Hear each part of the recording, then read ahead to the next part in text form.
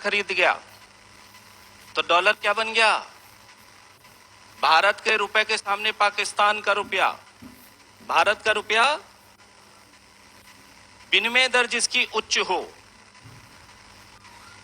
वो करेंसी क्या हो गई? Hard currency. अर्थात उस देश में उसकी उपलब्धता के आधार पर करेंसी जब डिसाइड हो गई तो वो करेंसी एक तरह से कठोर मुद्रा के रूप में जानी गई, हार्ड करेंसी या दुर्लभ करेंसी के रूप में रिप्रेजेंट की गई। उसके लिए तो दुर्लभ है ना, उसके लिए तो दुर्लभ है। और जब यही करेंसी जस्ट अपोजिट हो जाए तो क्या कहलाने लगती है? विनिमय दर जिसका क्या हो? निम्न हो। ठीक है,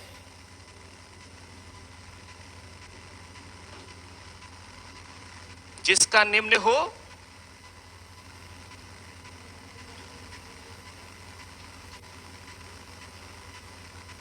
सॉफ्ट करेंसी के रूप में जानी जाएगी। ये विनिमय दर तो समझ में आया ना, पहले समझा चुका हूं विनिमय दर। अंतरराष्ट्रीय बाजार में विनिमय दर को हम समझा चुके हैं आपको। ठीक है, मांग और पूर्तियां, जहां पर विनिमय दर किसी मुद्रा का अधिक हो जाए वो क्या हो गई? दुर्लभ मुद्रा हो गई या कठोर मुद्रा हो गई। जहां पर पूरी मैच्योरिटी टाइम पीरियड पर मिलेगी तो वो मनी कौन सी मनी? Dear money. और जो मैच्योरिटी टाइम पीरियड से कम पर, क्लियर हो गया। और एक तो है ही हॉट मनी।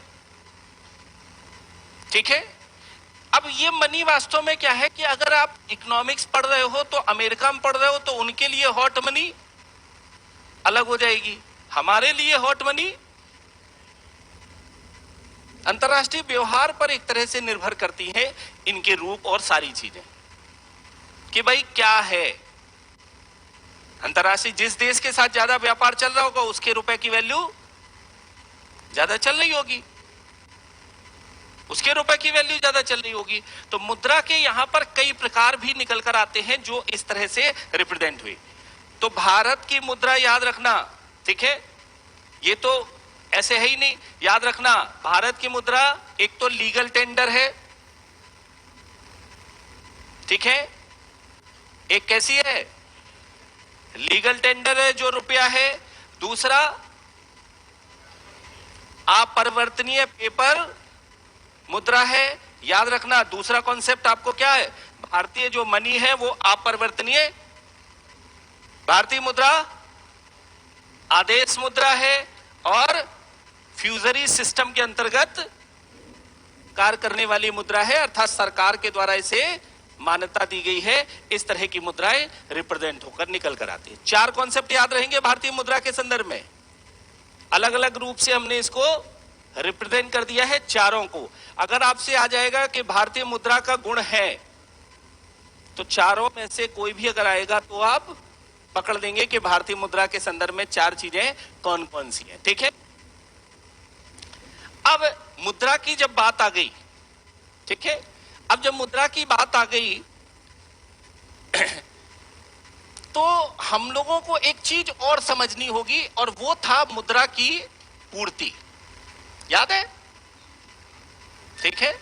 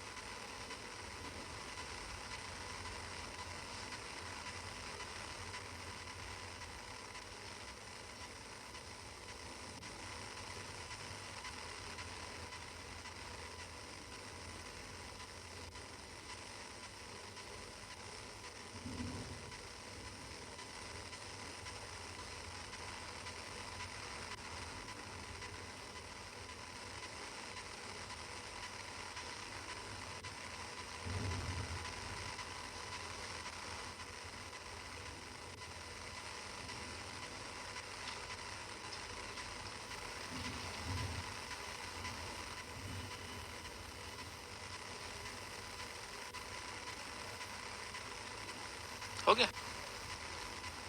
हाँ, ब्रॉड मनी, बृहद मुद्रा,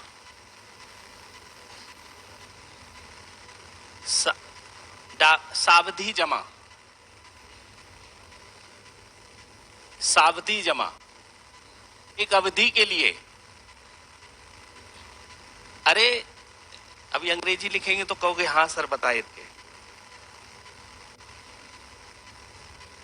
मांग जमाए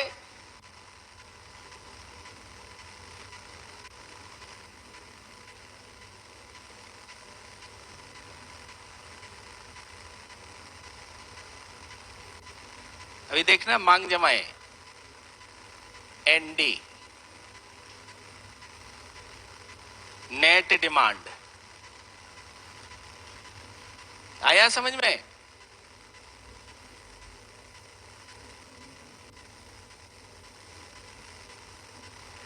ठीक है। और सावधि जमाए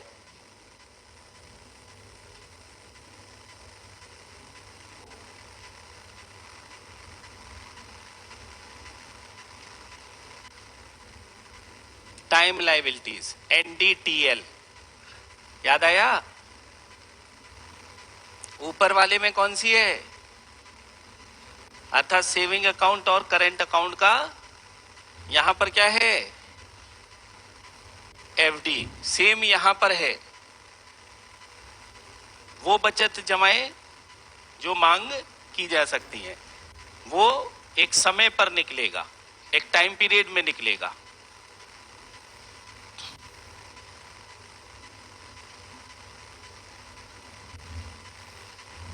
हो गया?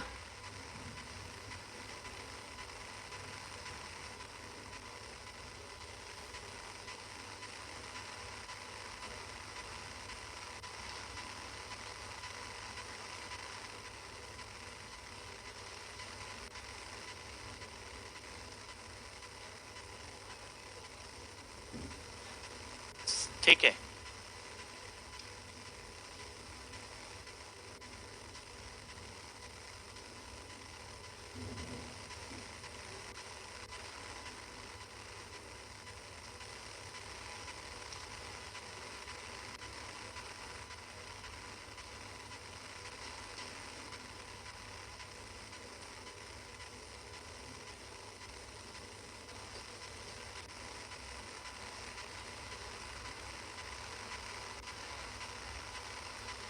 हो गया? अब देखो, अर्थव्यवस्था में मनी सप्लाई देख रहे थे हम लोग। कैसे देख रहे थे मनी सप्लाई? मनी सप्लाई कैसे देख रहे थे हम लोग? क्यों देख रहे थे मनी सप्लाई अर्थव्यवस्था में? क्या कारण था मनी सप्लाई देख रहे थे हम लोग?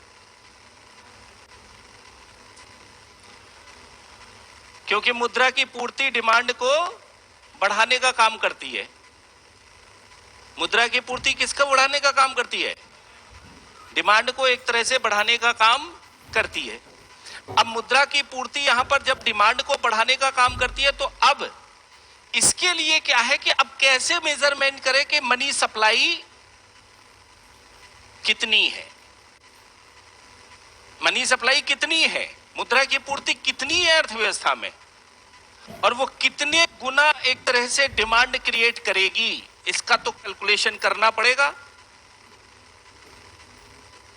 इसका तो कैलकुलेशन करना पड़ेगा। ठीक है, कि भाई वो कितने गुना एक तरह से डिमांड क्रिएट करेगा। ठीक है, जस्ट लाइक ये समझो यहां पर कि अर्थव्यवस्था में हम लोग जब कैलकुलेशन करते हैं तो एक फार्मूले को यूज करते हैं जिसको कहते हैं मुद्रा गुणक। क्या कहते हैं? मुद्रा गुणक कहते हैं। हम समझिएगा इसको, मनी मल्टीप्लर के नाम से इसको जानते हैं। ठीक है, और मनी मल्टीप्लर ये कहता है क्या कि एम अपॉन रिजर्व मनी के नाम से जाना जाता है। ठीक है, किस नाम से? एम अपॉन रिजर्व मनी के नाम से जाना जाता है। क्या कहता है ये? कहता है क्या कि अगर अर्थव्यवस्था में आरबीआई ने 100 रुपए यहां पर छापे हैं, कितने रुपए छापे हैं? ₹100 यहां पर छापे हैं और अगर 20% यहां पर कोई बैंक अपने पास रिजर्व करके चलती है तो अर्थव्यवस्था में मनी मल्टीप्लायर कितना होगा, अर्थात डिमांड कितने की क्रिएट होगी, ₹500 की। ठीक है, इसका तात्पर्य यह है कि ₹100 तो एक ₹400 की तो अर्थव्यवस्था में डिमांड क्रिएट होगी और ₹100 अर्थव्यवस्था में क्या रखा जाएगा, रिजर्व। कितने की डिमांड क्रिएट होगी, ₹500 की, लेकिन इसमें 20% क्या हो गया, 500 का 20% रिजर्व। डिमांड कितने की होगी, क्योंकि मुद्रा की पूर्ति होगी कितने रुपए की, ₹400 की। मुद्रा की पूर्ति कितने की होगी, फिर से समझना मैंने क्या कहा, अर्थव्यवस्था में मनी सप्लाई को कैसे मेजर करेंगे।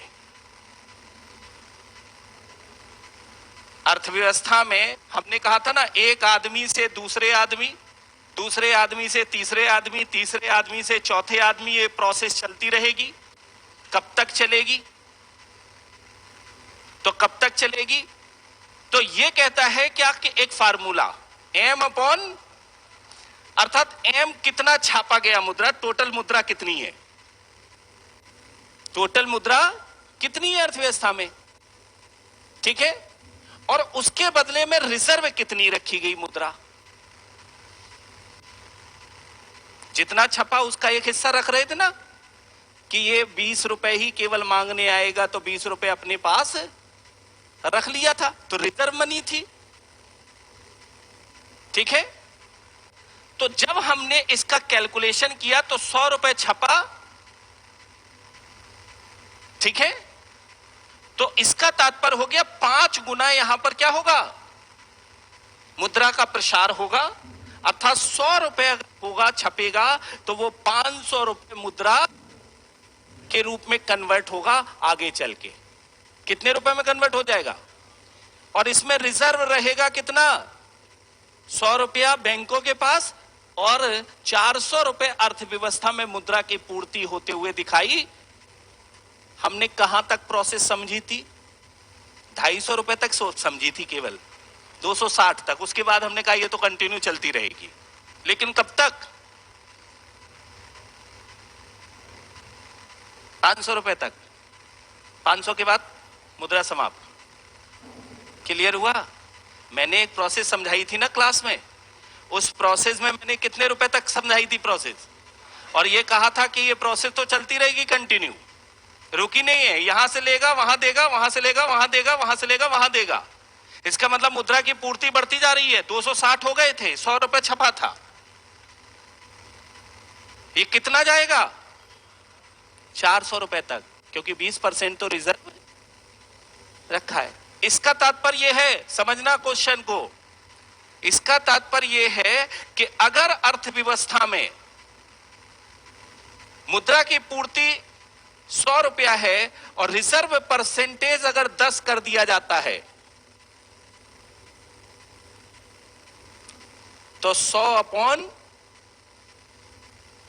कितने गुना उत्पन्न होगी, इसका मतलब कितने रुपए की, ₹1000 की वस्तुओं में डिमांड उत्पन्न होगी और मुद्रा की पूर्ति कितनी होगी, ₹1000 की।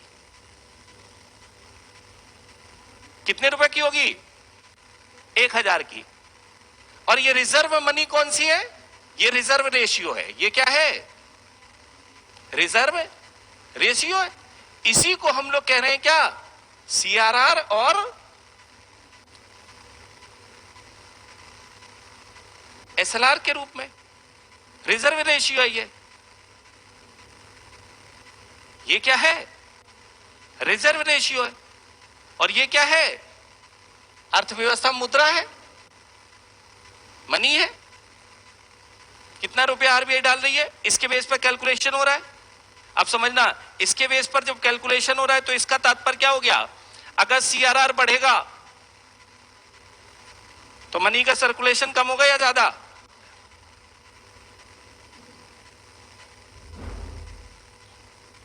और अगर सीआरआर कम होगा, कितने गुना बढ़ गया? 20 से अगर 10 कर दिया,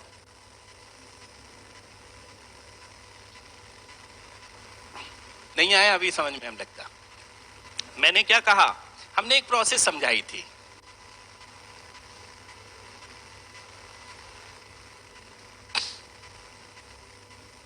ये प्रोसेस समझाई थी क्या? 100 रुपया छपा था, ए के बाद पहुंचा था ये बैंक से, ठीक है, बैंक के पास, ए के पास पहुंचा, ए ने 20 रुपया अपना निकाल लिया, 80 रुपया किसको दे दिया? 80 रुपया बैंक के पास ही छोड़ दिया। बैंक ये जान रही है ये एक बार में कितना रुपया निकालता है, तो रिजर्व रख लेगा। कितना रुपया? 20%, मतलब कितना? 16। बचेगा कितना? कितना बचा? 64 है ना? 64। ये बी को कितना रुपया दे देगा? 64। अब 64 में अगर मान लेते हैं कि बैंक में आता है कितना, ये 20 रुपया इससे भी निकाल लेता है, या 20% इससे भी निकाल लेता है, और ये जमा कर देता है कितना? 50 रुपए, 10 रुपए निकालता है, या 14 रुपए निकालता है और 50 रुपए जमा कर देता है। इसका 20% ये रख लेगा फिर, अर्थात 10 रुपए फिर रख लिया बैंक ने रिजर्व में। कितना दे दिया सी को? ये प्रोसेस चलती रहेगी, लेकिन कहां तक? क्योंकि हम रिजर्व कितना रख रहे हैं?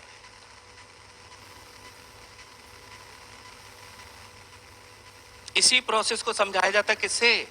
मुद्रा गुणक से। इसी प्रोसेस को समझाया जाता है किससे?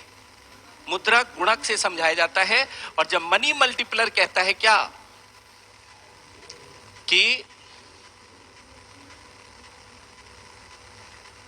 मनी अपॉन रिजर्व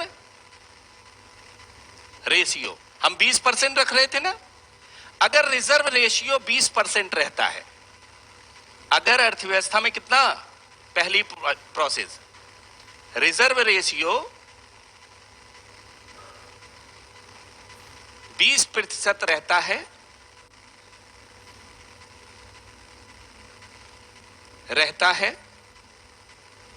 कितने परसेंट रहता है?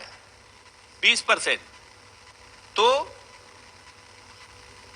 मुद्रा अगर अर्थव्यवस्था में 100 रुपए छापी जाती, कितनी? 100 रुपए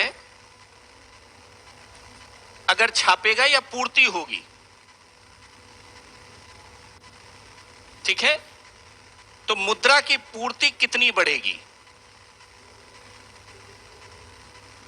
कि पूर्ति कितनी बढ़ेगी, ठीक है।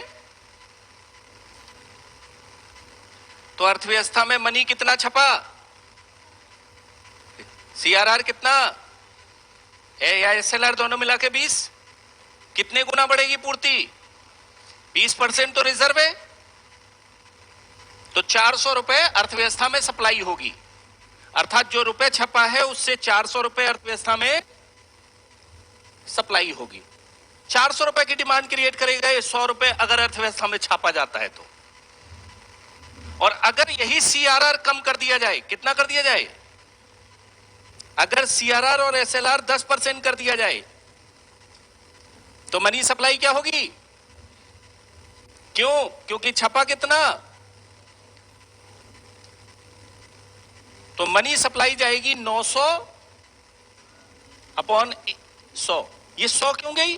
क्योंकि 1000 का 10% कितना, और 900 रुपया अर्थव्यवस्था में डिमांड क्रिएट करेगा। 900 अर्थव्यवस्था में पूर्ति होगी अर्थव्यवस्था में। इसका मतलब है कि अगर मुद्रा की पूर्ति बढ़ाना है, मुद्रा की पूर्ति बढ़ाना है तो हमें रिजर्व रेशियो करना पड़ेगा क्या? कम। और मुद्रा की पूर्ति अगर कम करनी है तो सीआरआर और एसएलआर को बढ़ाना पड़ेगा।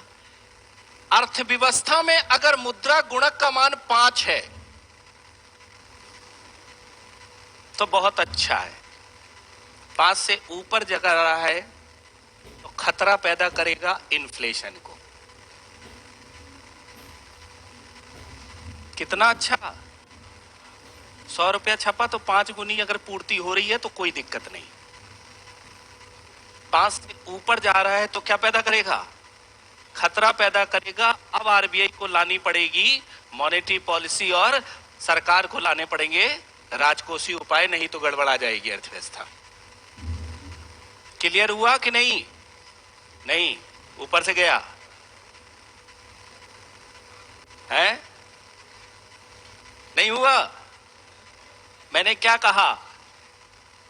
हम कह रहे हैं अर्थव्यवस्था में आरबीआई रुपया छापता है, ये मैंने बोला।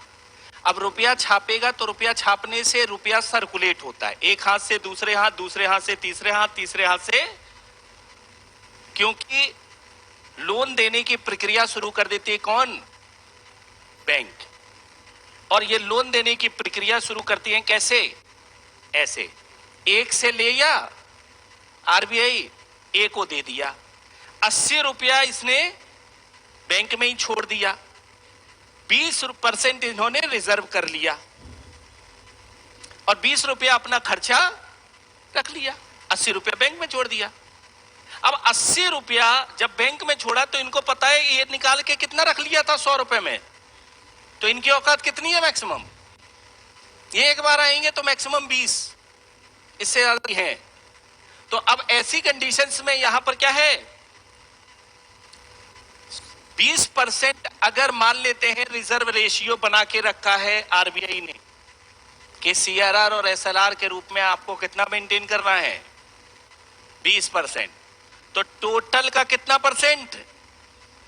80 का 20%, ठीक है। 16 रुपया यहां पर क्या करना पड़ेगा? रिजर्व लेकर चलना पड़ेगा। अब बचा हुआ अमाउंट किसको दे देगा ये? ठीक है, बचा हुआ अमाउंट दे देगा 64 रुपया, ठीक है। और जब बचा हुआ अमाउंट एक तरह से 64 रुपया ये इसको दे देगा तो उसका रिजल्ट क्या होगा? अब ये 64 रुपए में मान लेते हैं कि ये भी बचाता है कितना? ये भी बचाता है, मान लेते हैं कितना? 14 रुपया। इसने बैंक में छोड़ दिया कितना? अब 50 का भी 20% बचाकर रखेगी, कितना बचेगा? कितना? सी को दे देगा 40 रुपया। सी को कितना दे दिया? अब 40 का भी अगर मान लेते हैं कि 10 रुपया ये बचा के रख लेता है, बैंक में जमा करता है कितना? और 30 का 20%, 6 रुपया ये फिर यहां पर रिजर्व कर लेता है। अब ये किसको दे देगा कितना रुपया? डी को कितना दे देगा? 30 का 6 निकल गया, 24 बचा। अब ये प्रोसेस अगर देखा जाए तो ये कंटिन्यू होती रहेगी, ये कंटिन्यू होती रहेगी। अगर कंटिन्यू होती रहेगी तो इसका मतलब है क्या? 100, 64 और फिर कंटिन्यू कितना हो गया? 6, 4, 10, 2, 12 है ना? है 228। ये कंटिन्यू हो रही है प्रोसेस 100 रुपए छपने पर, हो रही है कि नहीं? ठीक है। अगर अर्थव्यवस्था में ये देखा जाए तो 228 तो जनता के बकाया है, ठीक है, और 100 रुपए किसके? कितना हो गया ये? 328। यहां तक पहुंच गया ना ये कहां तक जाएगी? 20% अगर रिजर्व है, 400 रुपए यहां, और ये रिजर्व अलग चल रहा है। ये रिजर्व प्रोसेस अलग चल रही, और ये डिपेंड करेगा किस पर? ये डिपेंड करेगा क्या? रिजर्व।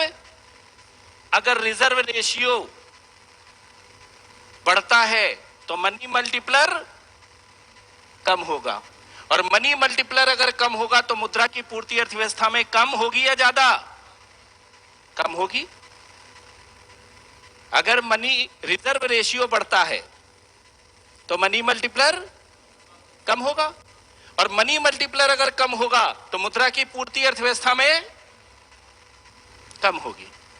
और अगर रिजर्व रेशियो कम होता है तो मनी मल्टीप्लर मुद्रा की पूर्ति अर्थव्यवस्था में, इसका मतलब है कि सीआरआर और एसएलआर अगर बढ़ाया तो मुद्रा की पूर्ति कम होगी। बैंक रेट अगर बढ़ाया तो मुद्रा की पूर्ति कम होगी। क्लियर हुआ? ठीक है, किस पर डिपेंड है? अब ये मुद्रा की पूर्ति कैसे करोगे कि 100 रुपए छापा या 200 छापा या 300 छापा है, ठीक है, ये कैसे आप कैलकुलेट करोगे कि अर्थव्यवस्था में मुद्रा की पूर्ति? अब छापने वाली मुद्रा को तो आपने समझा दिया सर, कुछ तो पैसा बैंकों के पास भी है, वो भी तो घूम रहा है, वो भी तो घूम रहा है। आपने तो क्या कर दिया, 100 रुपए छापा उसको दिखा दिया, लेकिन एक पैसा बैंकों के पास भी है, एक पैसा डाकघर के पास भी है, वो भी तो घूम रहा है, सर्कुलेट हो रहा है। तो इसी फार्मूले को फिर हम दूसरे ढंग से रिप्रेजेंट करना शुरू करते हैं। इस पैसा जो कि एक तरह से अर्थव्यवस्था में है, उस पैसे को हम 4 कैटेगरी में बांट देते हैं फिर, ठीक है? कितनी कैटेगरी में? M1, M2, M3 और, ठीक है, M1 जो जनता के पास पैसा है, वो जनता ने बैंकों के पास जो जमा कर रखा है वो पैसा, और आरबीआई के पास का जो पैसा है वो बैंकों का जमा है, जैसे सीआरआर और एसएलआर का हिस्सा जमा है ना, तो वो पैसा M1 है। M2 क्या है? डाकघर के पास जो बचत अकाउंट का पैसा है, और M1 है।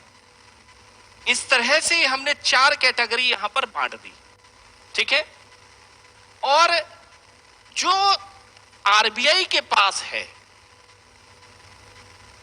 रिजर्व मनी था ना, उसको हमने क्या घोषित कर दिया, अब जब हम निकालेंगे तो M/M0 से, ठीक है? ये M क्या हो गया? अगर हम M1 के आधार पर M0 निकाल सकते हैं, M2 के आधार पर M0 निकाल सकते हैं, और M3 के आधार पर, ये तो रिजर्व है आरबीआई का,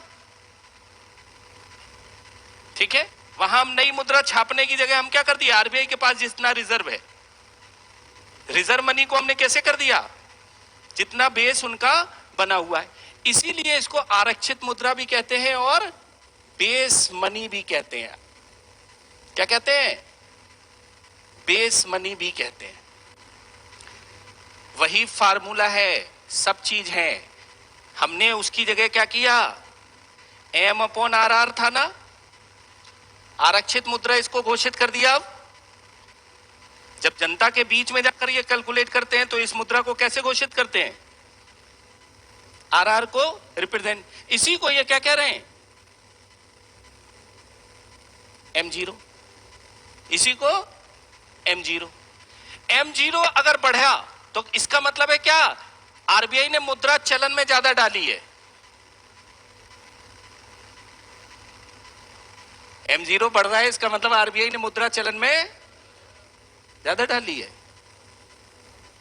अगर M0 बढ़ रहा है तो आरबीआई के पास बैंकों का जमा ज्यादा आ रहा है, और आरबीआई के पास अन्य जमाएं जो विश्व के स्तर पर जो संस्थाएं होती हैं वो भी जमा करती हैं, ठीक है? उसी को हम किस रूप में रिप्रेजेंट करते हैं, M0, M1, M2 और, ठीक है? अब देखो, मुझे ये बताओ आप कि सबसे एक तरह से ज्यादा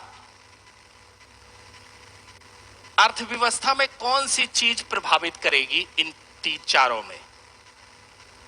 पैसा सबसे ज्यादा एक हाथ से दूसरे हाथ, दूसरे हाथ से तीसरे हाथ, तीसरे हाथ से चौथे हाथ, कहां पर जाएगा? बैंकों का पैसा जाएगा या स्टेट डाकघरों का? क्योंकि डाकघर तो लोन देते ही नहीं। इसका मतलब है अर्थव्यवस्था में तरलता उत्पन्न करने वाले कॉन्सेप्ट कौन से हैं? बैंक। तो मेन रोल अदा करेंगे कौन? डाकघर वाले तो समाप्त हो गए वैसे ही। डाकघर वाले तो समाप्त हो गए ना, ये तो पैसा घुमा ही नहीं सकते ना। घुमा कौन सकता है? बैंक ही घुमा सकते हैं, डाकघर वाले तो पैसा घुमा ही नहीं सकते हैं। इसका मतलब इनका रोल तो खत्म हो गया। ठीक है, इनका रोल तो खत्म हो गया। अब एक तरफ है कौन? डिमांड डिपॉजिट, और एक तरफ है कौन? इन दोनों में एक तरफ है केवल और केवल कौन सी? Net demand. ठीक है, इसमें नेट डिमांड भी शामिल हो गई। और तो पैसा ये ज्यादा है या ये ज्यादा है? M3। तो M3 को हम क्या कहेंगे? और M1 को?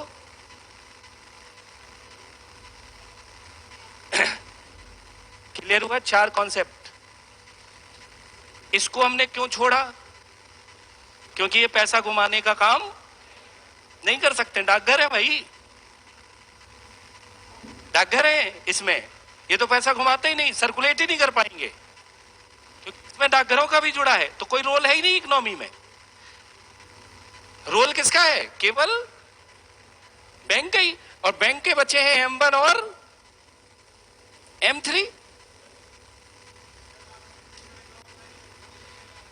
कहा? M4 करेगा, ठीक है, लेकिन ये पैसा एक तरह से क्या है कि बहुत ज्यादा सर्कुलेशन में नहीं आता। ये सरकार उधार लेती है, इसको सरकार उधार लेती है। पॉलिसी बनाने में गवर्नमेंट को इसमें शामिल नहीं करते हैं। फिर करेगा तो है ही 100%। सबसे बड़ा रोल तो ये अदा तो यही करना चाहिए।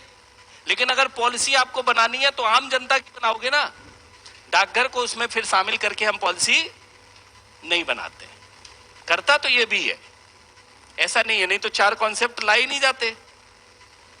लेकिन अगर पेड़ हिलाना है मेन, तो कौन सा वाला? आम जनता वाला। यहां पर सरकार की देखो, इसमें क्या होता है? सावधि जमाएं। हमने पैसा जमा किया किसको? और पोस्ट ऑफिस किसको दे देता है? गवर्नमेंट ऑफ इंडिया को। और गवर्नमेंट ऑफ इंडिया की लिक्विडिटी में अगर कंट्रोल बनाकर हम पॉलिसी बनाएंगे तो विकास कार्य रुक जाएंगे। नहीं आया? हमें पैसा देना है गवर्नमेंट को, और मैं इसको ध्यान में रखकर अगर पॉलिसी मेकिंग करने लगूं और फिर क्या करूं? पोस्ट ऑफिस के रिजर्व रेशियो को बढ़ा दूं। तो पोस्ट ऑफिस के रिजर्व रेशियो को बढ़ाऊंगा तो सरकार को महंगे दरों पर क्या मिलना शुरू हो जाएगा? भाई पोस्ट ऑफिस भी तो अपना खर्चा निकालेगा फिर। और सरकार को अगर महंगा मिला तो मजदूरी महंगी, हर चीजें क्या होंगी? महंगी हो जाएंगी, लागत ज्यादा आ जाएगी। तो कभी भी यहां पर पोस्ट ऑफिस की जमाओं को ध्यान में रखकर पॉलिसी बनाने का काम बैंक, केंद्रीय बैंक नहीं करता है। जनता के साथ उसका क्या चल रहा है उसको ध्यान में रखकर ये बनाता है। रोल तो ये भी अदा कर सकता है, ऐसा नहीं है। ठीक है, रोल ये अदा कर सकता है। तो क्लियर हुआ 4 कॉन्सेप्ट। M1 मुद्रा को क्या कहेंगे? नैरो मनी याद रहेगा, ब्रॉड मनी। M3 को ब्रॉड मनी के रूप में यहां पर रिप्रेजेंट किया जाता है। ठीक है, और अरे हमने ये समझा भी दिया है, PCS और IAS में भी लोग नहीं समझाते। और मैं चैलेंज कर रहा हूं, मैंने तो लगवा भी दिया दिमाग, इसलिए क्योंकि मनी फिर बैंकिंग मुझे समझाने में थोड़ा सा और आसान हो जाएगा। बैंकिंग समझाना है ना, बैंकिंग और टफ है, तो फिर मुझे समझ, भाई चीजें कॉन्सेप्चुअल जो होती हैं वो अगर समझ में आ गई तो ठीक है। अब आप यहां पर रटने की जरूरत नहीं है, टेंडर मनी है, पता चल गया, ठीक है। दूसरा फ्यूजरी मनी है, समझ में आ गया। फ्यूजरी मनी कहां मिलता है? पेपर के मामले में, दिमाग में बैठ गया ना। आदेश मुद्रा है, पता चल गया, ठीक है। तो आपको एक मुद्रा के और अपरिवर्तनीयता, नहीं तो लोग क्या है, परिवर्तनीयता और अपरिवर्तनीयता के कॉन्सेप्ट में ही फंसे रहते हैं। अर्थात रुपए देने का कोई दायित्व नहीं है। अब मुद्रा की पूर्ति की बात आ गई, तो मुद्रा की पूर्ति की बात आ गई, तो मुद्रा की पूर्ति कैसे करोगे? मुद्रा की पूर्ति सप्लाई बढ़ाती है, तो सप्लाई बढ़ाती है, तो सप्लाई बढ़ाने के लिए हमको क्या करना पड़ा? एक फार्मूला यूज करना पड़ा, मनी मल्टीप्लर। मनी मल्टीप्लर को हमने कैसे यूज किया? M अपॉन RR से, ठीक है। तो याद रखना, अगर रिजर्व रेशियो बढ़ेगा तो मनी मल्टीप्लर का मान कम होगा, और मनी मल्टीप्लर का अगर मांग कम होगा तो अर्थव्यवस्था में मुद्रा की पूर्ति कम होगी, अर्थव्यवस्था में मुद्रा की पूर्ति कम होगी। क्लियर हुआ? अब एक क्वेश्चन पूछ लूं, है? लगा लेंगे दिमाग? है? नहीं लगा पाएंगे?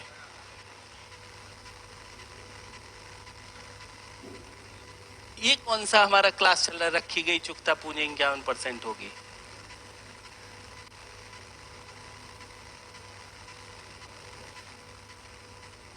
है? कोई दूसरी क्लास लगा दी इन्होंने क्या?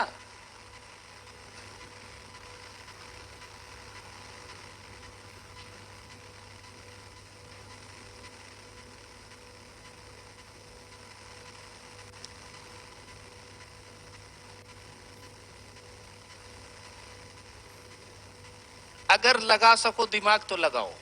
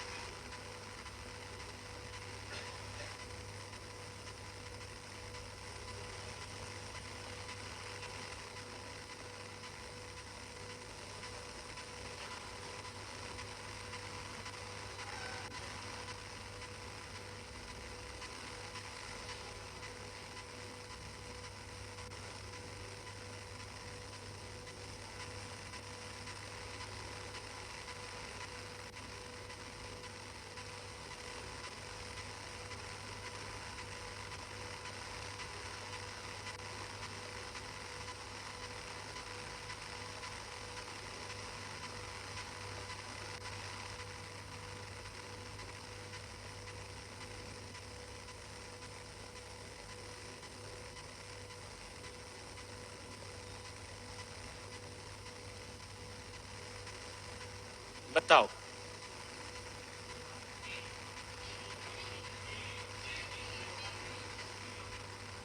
है? सी।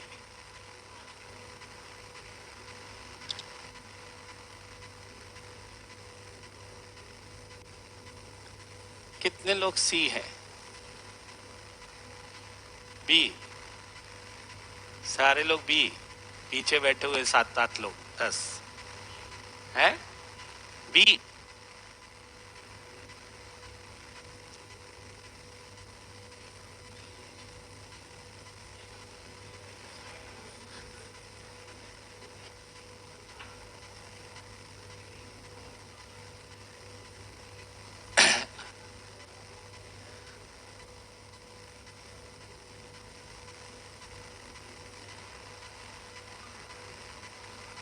यही है ना, ठीक है, यही है फार्मूला। डायरेक्टली प्रोपोर्शनल है किससे?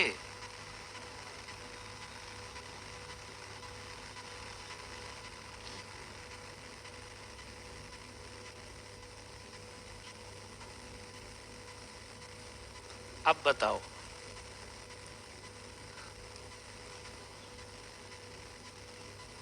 M1 बढ़ेगा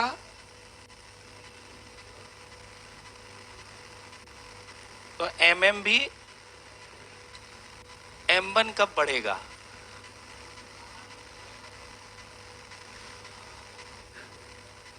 M1 कब बढ़ेगा? जब बैंकों के पास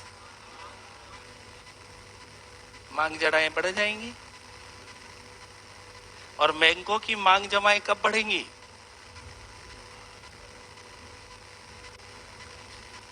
बैंकों की मांग जमाएं कब बढ़ेंगी?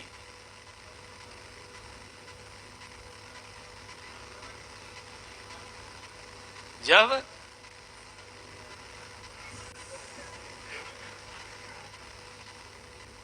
तभी बढ़ेंगी ना मांग जमाएं। डी, लोगों का बैंकों के प्रति रुझान बढ़ रहा हो, लोग ज्यादा से ज्यादा पैसा कहाँ डाल रहे हो? बैंक में। तो M1 का मान बढ़ जाएगा, और N1 का मान बढ़ जाएगा तो वही तो पूछे, मुद्रा गुणक का मान बढ़ रहा है, तो इसका मतलब लोगों की बैंकों के प्रति दिलचस्पी बढ़ रही है। नहीं आया? ये ऐसे ही पूछता है आईएएस क्वेश्चन। हाँ, ये आईएएस वाला सॉल्व कर रहे थे आप, ठीक है, ऐसे ही पूछता है वो। अब आईएएस बन गए तुम, लड्डू बंटवा दो, ठीक है। आ गया समझ में? थोड़ा सा यहां बस आपको ये समझना कि M1, M2, M3, M4 में क्या शामिल है। कहीं ऐसा तो नहीं है वो चीजें बढ़ रही हो, और वो एक तरह से इनडायरेक्ट रूप से अगर कुछ भी पूछे तो आपको ये बना के रखना है। अगर M0 का मतलब क्या हो गया? Reserve ratio. रिजर्व रेशियो अगर बढ़ रहा है, अर्थात CRR, SLR अगर बढ़ेगा तो भी MM क्या होगा? कम होगा। मुद्रा गुणक को हमने समझा ही दिया कि कितना एक तरह से वैल्यू निकल कर आएगी, तो क्या होगा। अगर 100 रुपए है और रिजर्व रेशियो अगर 10% रखा जाता है तो वो रुपया कन्वर्ट होगा कितने रुपए में? 1000 रुपए में कन्वर्ट हो जाएगा वो रुपया। ये सर्कुलेट होते होते होते होते अर्थव्यवस्था में 1000 रुपए की पूर्ति हो जाएगी मुद्रा की। और 1000 रुपए की अगर अर्थव्यवस्था में पूर्ति हो जाती है, मनी सप्लाई हो जाती है, तो वो अर्थव्यवस्था के लिए क्या बन जाएगा? नासूर बन जाएगा। अर्थव्यवस्था के लिए नासूर बन जाएगा। और इसीलिए अब ये बैंकिंग सिस्टम के अंतर्गत मनी मल्टीप्लर का आजकल रोल बहुत ज्यादा बढ़ गया है, बहुत ज्यादा बढ़ गया है। कैशलेस इकोनॉमी से क्या होगा कि कभी कम होता है, कभी ज्यादा हो जाता है पैसा, बिना एक तरह से जो रुपया चल रहा है। अगर ये समाप्त हो जाएगा तो सारा पैसा कहां रहेगा? तो फिर स्टेबिलिटी आ जाएगी इकोनॉमी में। अभी क्या होता है, कभी पैसा कम हुआ बैंक में, कभी बैंकों के प्रति रुझान बढ़ा, डालना शुरू कर दिया, मनी मल्टीप्लायर बढ़ गया, महंगाई बढ़ गई, महंगाई बढ़ गई। और अगर लोगों ने निकालना शुरू किया बैंकिंग सिस्टम से तो सुस्ती आना शुरू हो गई। जब पूरा पैसा बैंक में ही रहेगा और कैशलेस इकोनॉमी होगी तो एक खाते से दूसरे खाते में जाएगा, बैंकों के पास तो पैसा रहेगा ही रहेगा। तो ये उतार चढ़ाव जो अर्थव्यवस्था में देखने को मिलता है वो नहीं देखने को मिलेगा। क्लियर हो गया? M1, M2, M3 अब आपको याद रखना बस, कुछ नहीं, वो हमने समझा दिया इसलिए कि एक आध क्वेश्चन पूछा गया पीसीएस में, तो हो सकता है कि आपसे, नहीं तो इनकी औकात है आरओ की, क्या ब्रॉड मनी किसे कहते हैं?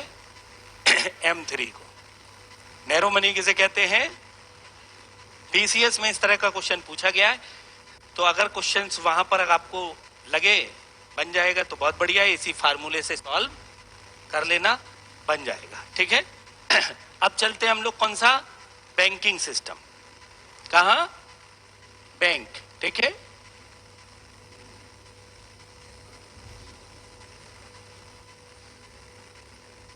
वित्तीय संस्थान।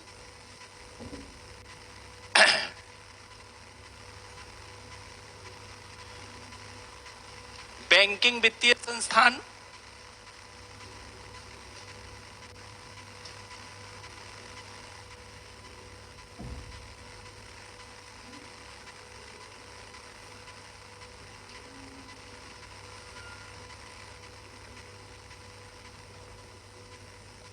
गैर बैंकिंग वित्तीय संस्थान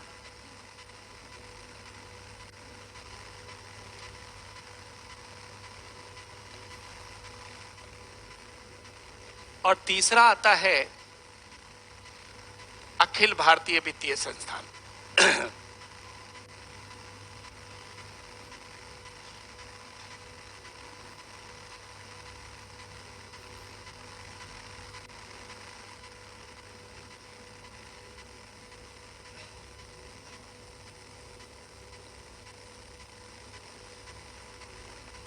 banking financial institutions.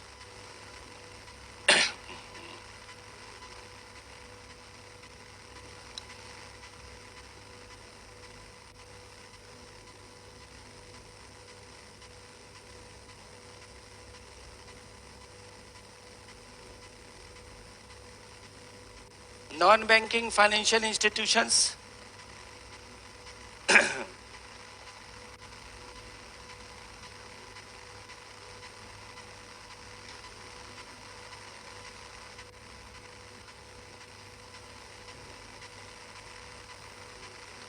All India financial institution.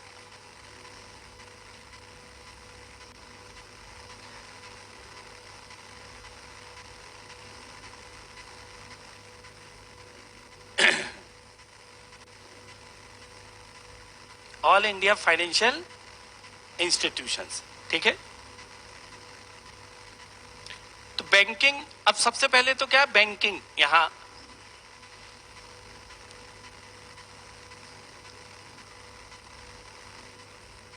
कर दूं आगे। सबसे पहले तो यह है कि बैंक कहते किसको है? नहीं,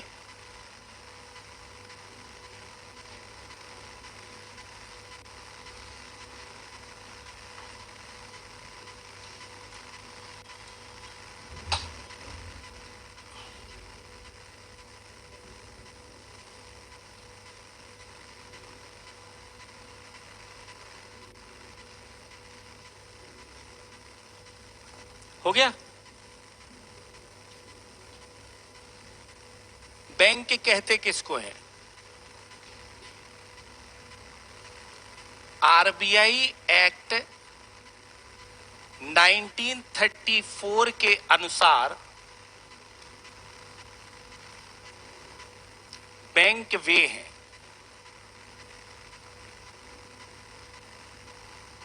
जो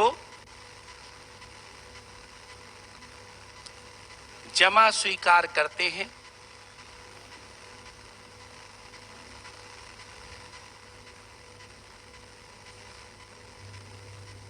मांग जमा स्वीकार करते हैं,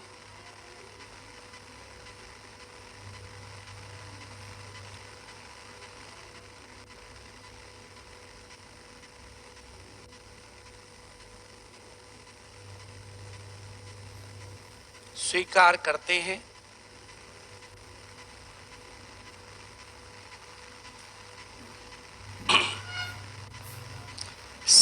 साख का निर्माण करते हैं।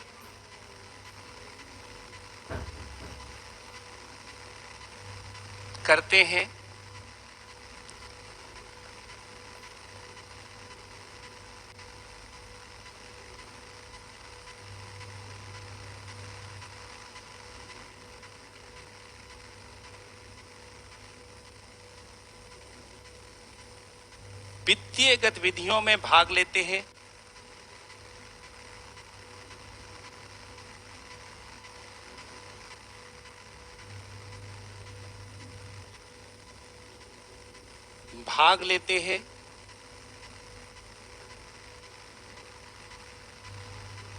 चेक जारी करते हैं।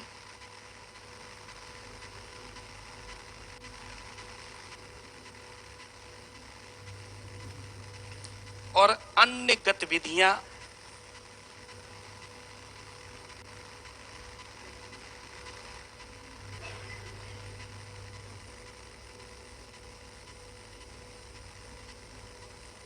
अपने ग्राहकों को देते हैं।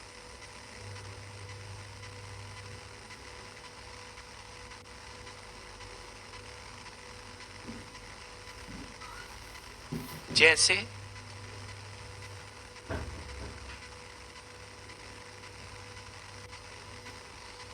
पासबुक, नेट बैंकिंग, एटीएम इत्यादि बैंक कहलाते हैं।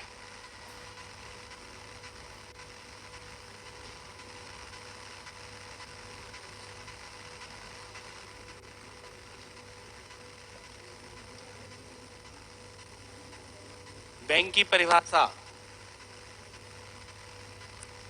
जो क्या करते हैं, जमा स्वीकार करते हैं, पैसा दे दो। डिमांड डिपॉजिट, ठीक है, जमा का मतलब है फिक्स डिपॉजिट और रिकरिंग डिपॉजिट।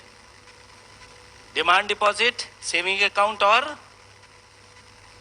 यही है ना, सेविंग अकाउंट और करेंट अकाउंट।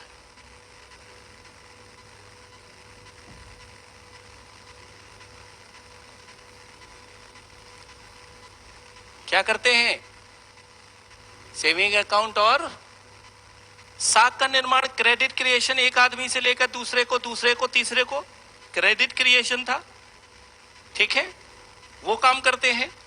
वित्तीय गतिविधियां, फाइनेंशियल जो एक्टिविटी है, जो भी है, इन्वेस्टमेंट करना, कुछ भी करना, वो सारी फाइनेंशियल एक्टिविटी जो है बैंक करते हैं।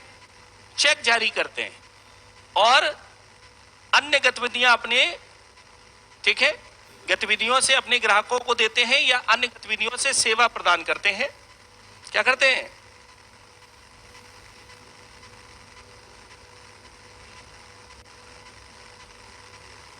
जैसे पासबुक देना, नेट बैंकिंग, एटीएम, जितनी भी एक तरह से सुविधाएं बैंक है, अगर इनमें से कोई भी शर्त कोई पूरा नहीं करता है वो बैंक नहीं है, एनबीएफसी है।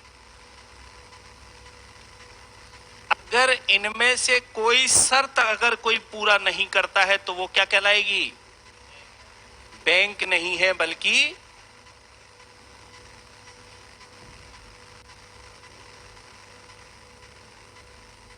क्लियर हुआ, एक भी शर्त अगर कोई पूरा नहीं करेगा तो वो क्या होगा, एनबीएफसी है, ठीक है। नॉन बैंकिंग है, फाइनेंशियल। बैंक की परिभाषा कहती है ये। अब आपसे पूछूं, मुथूट फाइनेंस बैंक है या एनबीएफसी? मुथूट फाइनेंस है, नाम सुना है, घर में पड़ा है सोना तो फिर काहे को रोना। मुथूट फाइनेंस एनबीएफसी है, बैंक है, एनबीएफसी, ठीक है। क्लियर हुआ कॉन्सेप्ट? क्यों? क्योंकि वो सेविंग अकाउंट और करेंट अकाउंट नहीं खोलता। शर्त है, ये सारी शर्तों में से अगर कोई नहीं कर रहा है तो वो क्या कहलाएगी, बैंक ये चीजें देता है, नहीं तो फिर सारी की सारी एनबीएफसी है। एलआईसी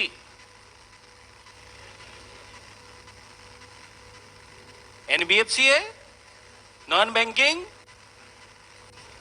क्यों? सेविंग अकाउंट और चेक जारी पीएनबी, तो बताइए। बंधन, क्योंकि ये सारी सुविधाएं दे रहा होगा, सारी सुविधाएं दे रहा होगा। क्लियर हुआ? एक तरफ बैंक, एक तरफ एनबीएफसी, ठीक है। जैसे होता है ना, कहते हैं कि हम जा रहे हैं, बोले कहां जा रहे हैं, बोले लोन लेने, बोले कहां जा रहे हो, बोले एलआईसी हाउसिंग फाइनेंस से। और वो डीलर बड़े आराम से कहता है क्या, अरे भाई साहब बैंक है तभी तो लोन दे रहा है, ठीक है, तभी तो लोन दे रहा है, क्योंकि वो क्या है, बैंक है बैंक वो एनबीएफसी है। और एनबीएफसी का इंटरेस्ट हाई होता है बैंक का इंटरेस्ट, क्योंकि बैंक के कल्याण पर काम करते हैं, एनबीएफसी कल्याण पर काम नहीं काम करते हैं।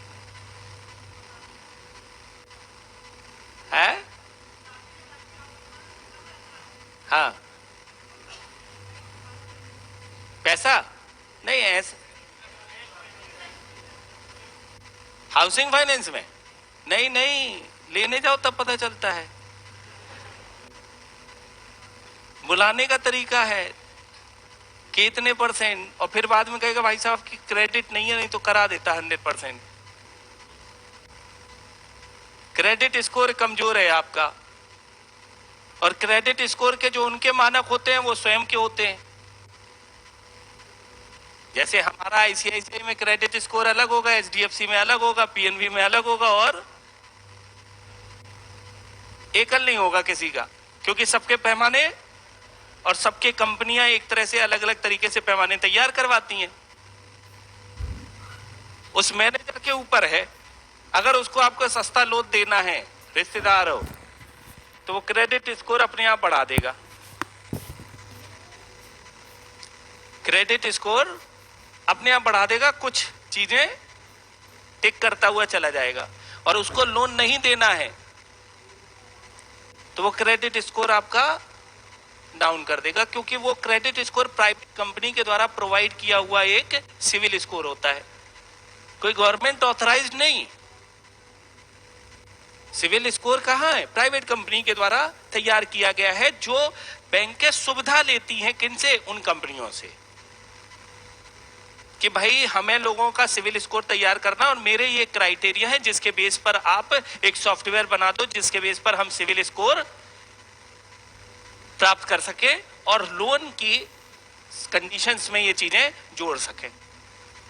तो सबका सिविल स्कोर अब लेने जाओगे कहां पर? ऐसी फाइनेंशियल बैंक पर, कितना भी खराब हो। मैं कह रहा हूं ना, मेरे एक परिचित थे, 2.5 लाख रुपए फ्रॉड किए हुए थे, बैंक का जमा ही नहीं किए। एक आदमी ने उनको 23% इंटरेस्ट रेट पर फिर 5 लाख रुपया करा दिया, जबकि डिफॉल्टर थे। दे दिया किसने? एक छोटे से साहूकार टाइप की बैंक ने दे दिया, एनबीएफसी ने। नए बैंक है तो बैंक की शर्तें याद रखना। क्वेश्चन पूछा गया, एक बैंक की सर्वमान्य शर्त होगी, यह क्वेश्चन पूछा गया है, ठीक है, यह क्वेश्चन पूछा गया है पीसीएस में। तो याद रखना, आरबीआई एक्ट 1934 के अनुसार बैंक वे है, ठीक है। उसके अलावा सारे कौन होंगे? एनबीएफसी बैंक, ठीक है। अब कुछ चीजें और आगे आएंगी, उस तरह से यहां पर चीजें होंगी। तो सबसे पहले हम लोग किसको देखते हैं? ठीक है, अखिल भारतीय वित्तीय संस्थान भी होते हैं ये। अखिल भारतीय वित्तीय संस्थान ये वास्तव में क्या है कि ये जनता के साथ में रूबरू नहीं होते हैं। अखिल भारतीय वित्तीय संस्थान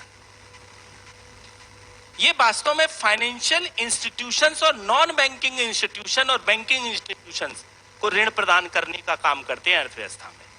ठीक है, जैसे डायरेक्ट नहीं जनता से जुड़े होते हैं, ठीक है, नाबार्ड का नाम सुने होंगे, लिखाएंगे बाद में, ठीक है, NHB नेशनल हाउसिंग बैंक,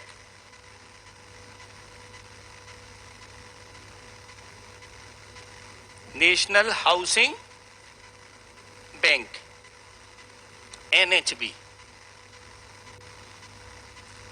तीसरा एक्सिम बैंक, कौन सी बैंक? Exim bank,